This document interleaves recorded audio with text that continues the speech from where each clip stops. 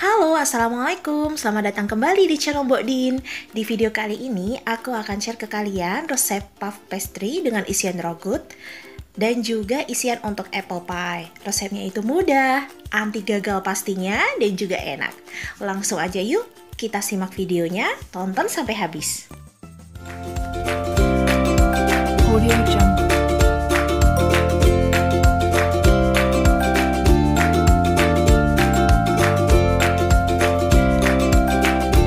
Audio Jungle.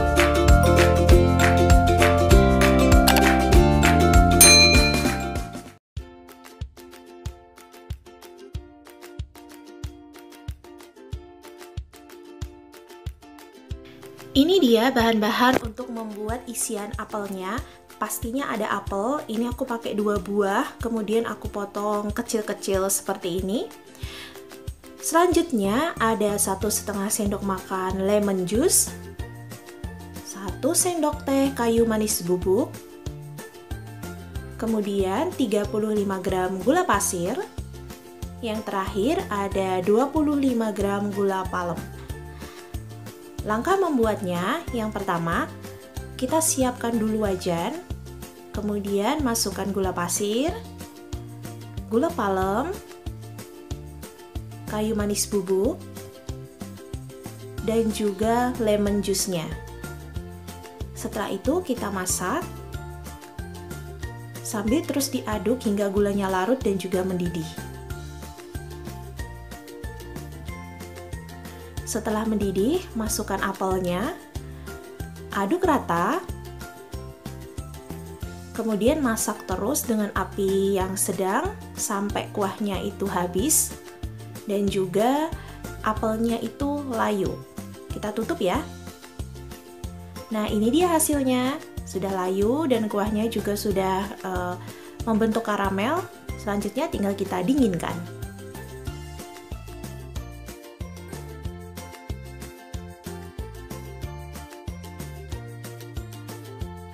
Nah, sekarang kita lanjut untuk isian yang kedua. Yang pertama, ada 150 gram daging ayam cincang. Kemudian ada 1,5 sendok makan tepung maizena, 1 sendok makan susu bubuk rasa vanila, 1 sendok teh Boss atau kalian bisa pakai butter ya supaya lebih enak. Kemudian ada 1 buah wortel, 1 buah kentang yang sudah aku potong kotak-kotak kecil-kecil, kemudian aku rebus sampai setengah matang. Kemudian ada garam pasti, kalau ada garam pastinya ada gula juga, secukupnya saja. Selanjutnya ada 150 gram susu cair yang sudah aku blender dengan keju oles, kejunya sebanyak 30 gram. Sebenarnya sih resep di sini harusnya pakai keju mozzarella ya, tapi karena nggak ada jadi aku pakai keju oles aja seadanya yang di rumah.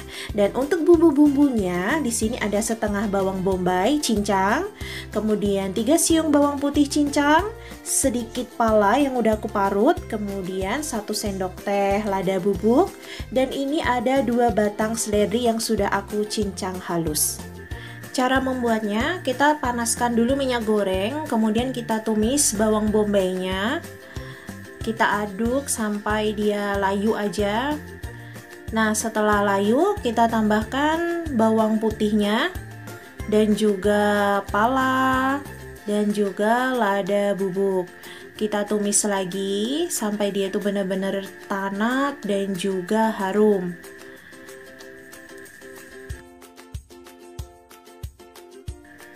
Nah, oke, setelah tanak kita tambahkan bosnya. Masak bosnya sampai meleleh. Nah, setelah meleleh, tambahkan ayam cincangnya. Masak hingga berubah warna saja. Setelah berubah warna, tambahkan kentang dan juga wortel. Aduk rata. Tambahkan susu dan juga kejunya, tapi sisakan sedikit untuk melarutkan tepung maizena ya teman-teman. Kita masak sampai ayamnya mateng, kentang dan juga wortelnya mateng. Lalu masukkan susu bubuk dan juga seledri. Jangan lupa garam, kemudian gula pasir secukupnya. Nanti kalau kurang bisa ditambahin lagi ya. Nah, sekarang kita tunggu sampai benar-benar matang. Setelah matang, baru tambahkan larutan tepung maizena. Kita aduk dulu sebelum dituang. Kemudian masak lagi sampai mengental. Setelah mengental, kita matikan apinya, angkat dan dinginkan dulu. Siap untuk dijadikan isian.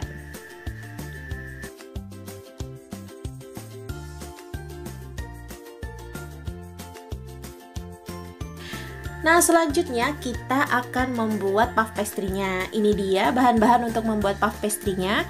Yang pertama ada 250 gram tepung terigu protein tinggi, kemudian ada 125 gram coarse fat. Selanjutnya ada 2 kuning telur, kemudian ada 50 gram campuran antara BOS dan juga margarin, kemudian ada setengah sendok teh garam dan 120 ml air. Nah, cara membuatnya kita langsung aja. Siapkan dulu wadah, kemudian masukkan kuning telur, garam, air. Kita aduk sampai kuning telurnya tercampur rata. Selanjutnya tambahkan BOS dan juga margarinnya. BOS-nya bisa kalian ganti dengan butter ya. Nah, setelah itu kita masukkan tepung terigunya sedikit demi sedikit sambil kita aduk. Kemudian kita uleni. Nah, ini aku akan memasukkan tepung terigunya dalam 3 tahapan ya teman-teman. Nah, setelah seperti ini aku mau uleni pakai tangan aja. Nguleninya nggak perlu sampai kalis banget karena ini adonannya juga nggak terlalu lembek tapi agak keras. Jadi cukup sampai setengah kalis aja. Nah, seperti ini hasilnya. Selanjutnya akan kita diamkan selama 15 menit. Oke, setelah 15 menit masuk ke tahap berikutnya, kita akan gilas sampai tipis seperti ini.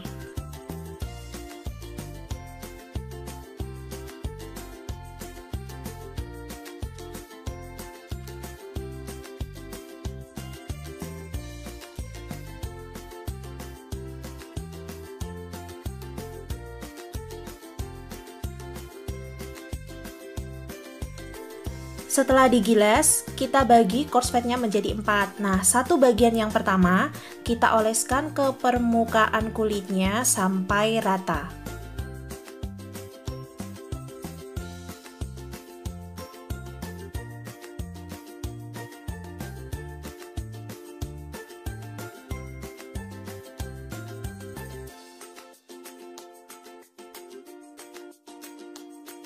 Nah, setelah kita oles-olesin sampai rata seperti ini, bagian tepinya itu kita lipat-lipat kecil seperti ini ya teman-teman. Supaya apa? Supaya nanti saat digilas, adonan coarse fat-nya itu nggak keluar. Nah, kemudian kita lipat memanjang. Kemudian kita gilas lagi.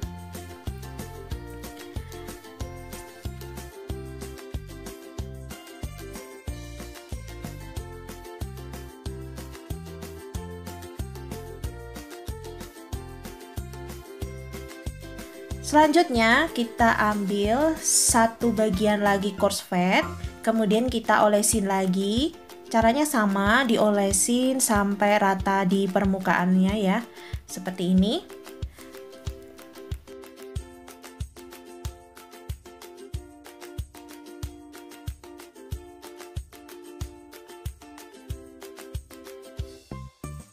Nah, setelah diolesin rata, kita lipat lagi bagian tepinya seperti ini, kemudian dilipat seperti ini. Oke, istirahatkan adonan selama 15 menit. Setelah 15 menit, kita akan gilas lagi sampai tipis ya teman-teman. Kenapa harus diistirahatkan dulu? Supaya adonannya itu lebih lentur dan kita nggak terlalu banyak tenaga ya buat menggilasnya. Nah, seperti ini ya. Selanjutnya dengan cara yang sama kita olesin lagi satu bagian coarse fat. Ini tuh olesan coarse fat yang ketiga ya. Olesin sampai rata.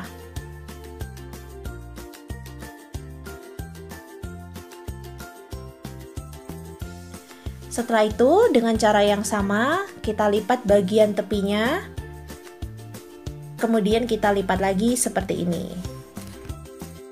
Langkah berikutnya, kita gilas lagi. Kita lakukan olesan yang terakhir, satu bagian korslet yang tersisa.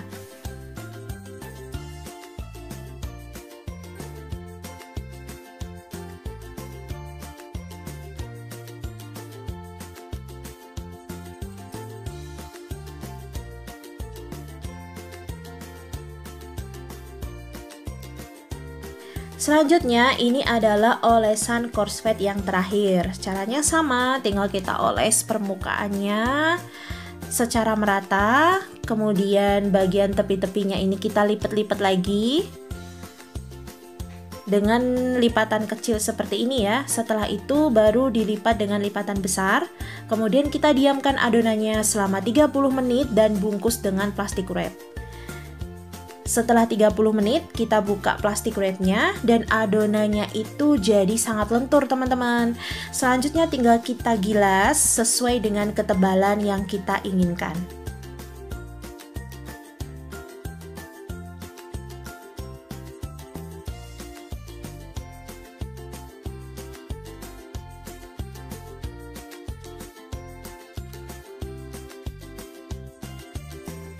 Selanjutnya kita buang bagian pinggir-pinggirnya ini supaya jadinya rata dan lurus ya. Tapi adonan yang bagian pinggirnya ini nggak perlu dibuang, nanti bisa kita pakai lagi. Selanjutnya kita bagi adonan. Kalian pengennya lebarnya seberapa, itu terserah kalian ya. Kalau aku untuk satu adonan ini akan jadi 16 sampai 17 piece.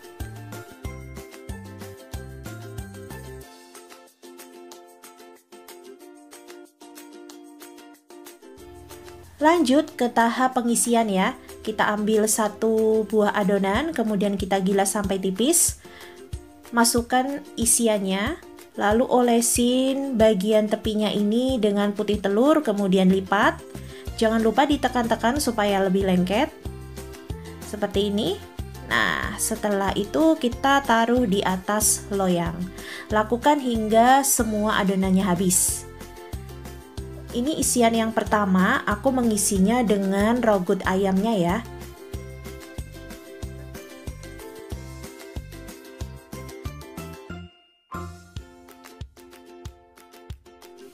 Untuk isian apelnya, setelah digilas kulitnya, kita bagi dua. Kemudian kita beri isian apelnya dan ditumpuk dengan kulitnya. Tekan-tekan bagian tepinya dengan menggunakan garpu, selain supaya lebih merekat juga untuk membuat motif ya. Nah, seperti ini.